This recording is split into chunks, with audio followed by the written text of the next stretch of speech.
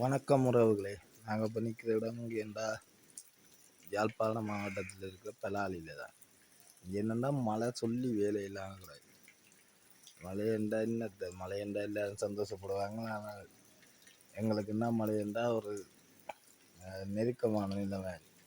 தொழில் வலுமொழிஞ்சு இல்லாது கடல் வழக்கும் போயிடாது. என்ன கடல் வழக்கண்டா மழை காலம் வந்து காற்று முழம்பத்துவாங்க.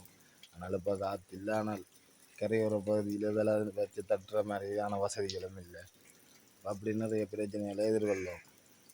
இந்த இடத்துல தான் முந்தி நாங்கள் வந்த புதுசில் மழை வந்து வெள்ளம்.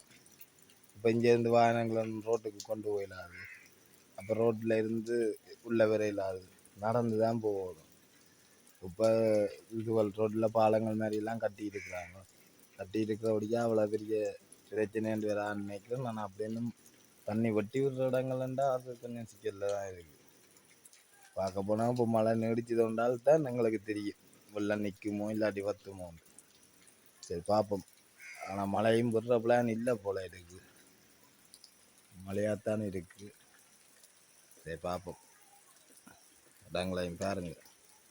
இடங்களேண்டு இது என்ன எங்களோட வீட்டுக்கு முன்னுக்கு இருக்கிற இடங்கள்ல முட்டை சொல்கிறது.